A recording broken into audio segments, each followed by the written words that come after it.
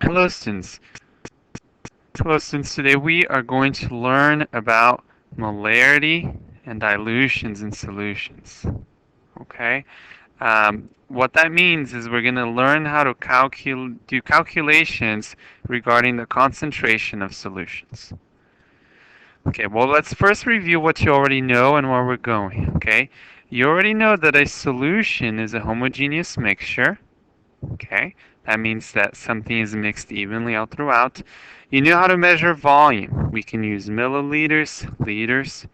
You also know what a mole is, and you know how to do basic mole conversions. Okay, we're going to use the mole conversions between grams and moles in these types of problems. And today, we're going to learn how to calculate the concentration of a solution. All right? First of all, let's discuss some vocabulary, okay? Concentrated, just to make sure we're all on the same page. Concentrated means clustered or gathered closely together, or something is packed very tightly, okay? That's what concentrated means.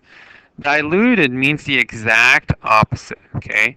Concentrated and diluted are antonyms, okay, of each other. So that's what concentrated and diluted mean. Now here's how one of the ways we measure concentration in chemistry. We call it molarity, okay? And it's just a way to measure concentration.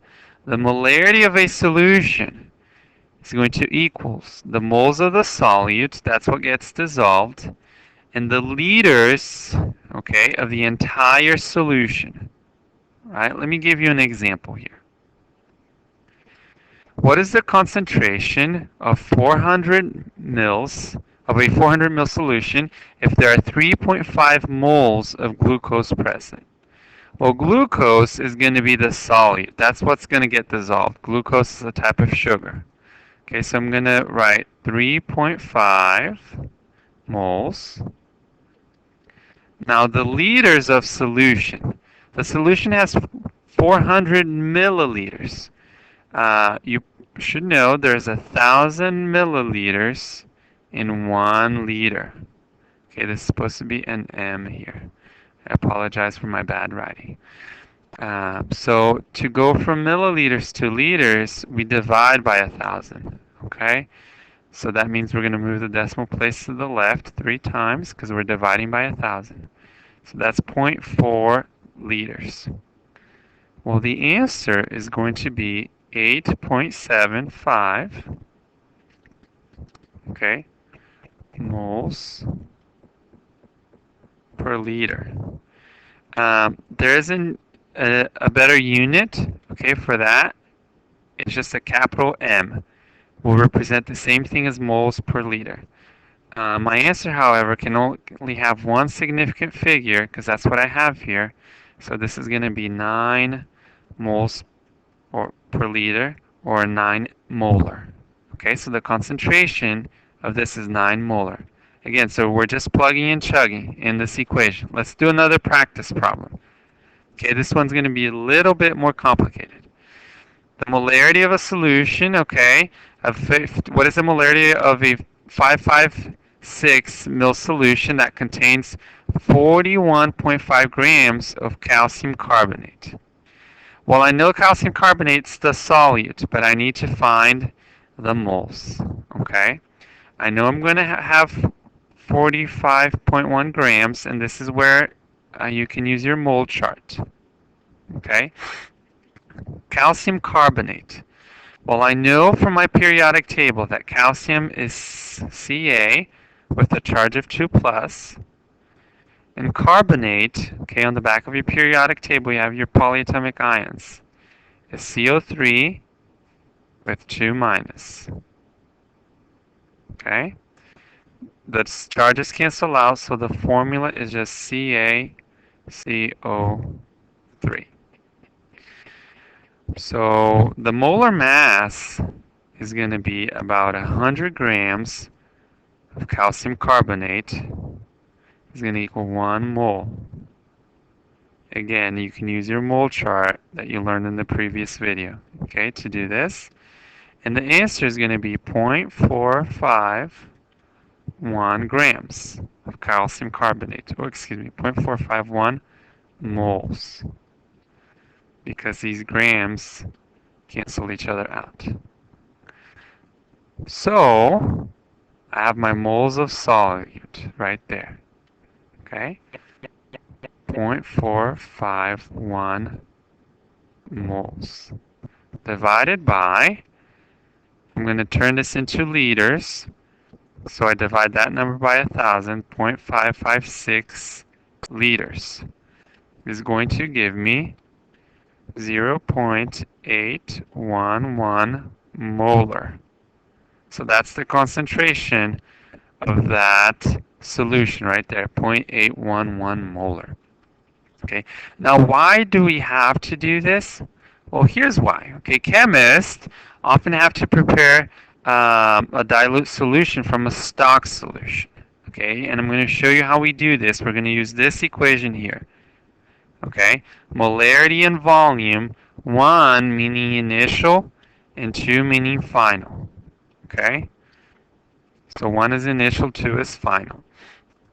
Let's see an example. Let's say you're given a challenge. In the lab, you're given 350 milliliters of a 1.00 molar hydrochloric acid solution.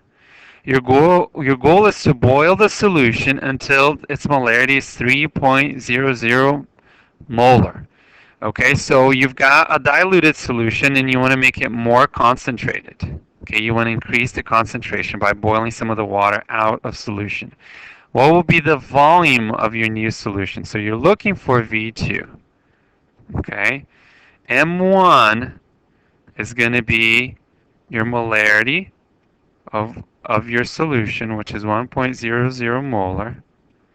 M2 is going to be your volume, which you don't have to change into liters. You just have to stay constant on both sides.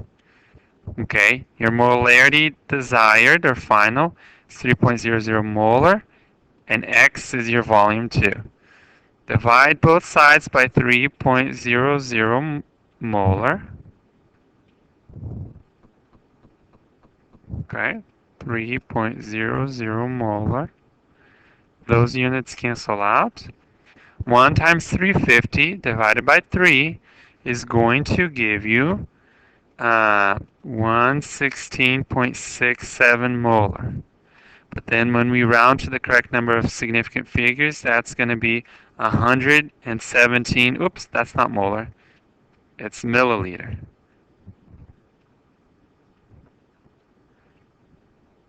$117 milliliters of solution. Let's do one more and final example. Okay? Let's say I am going to prepare some acid for a lab that we're going to do as a class. I have 200 mils of a 12 molar hydrochloric acid solution. Okay? Now if I'm going to add another 800 milliliters of water to this, what's the new molarity? Okay, so I'm going to look for M2. That's what I'm looking for. Well, the initial molarity is 12 molar. And the initial volume is 12 milliliter. I don't know what M2 is, and I'm looking for the final, I'm looking for M2, but I'm going to figure out what the final volume is. Well, the final volume is the 200 plus the 800 that I'm adding. Okay, so the final volume is going to be 1,000 milliliters. Now that's the same thing as a liter, but you want to stay constant on both sides. So since I used milliliters on the other side, I'm going to use milliliters on this side. Okay? Now to get x by itself, x is being multiplied by 1,000, so I'm going to divide it by 1,000.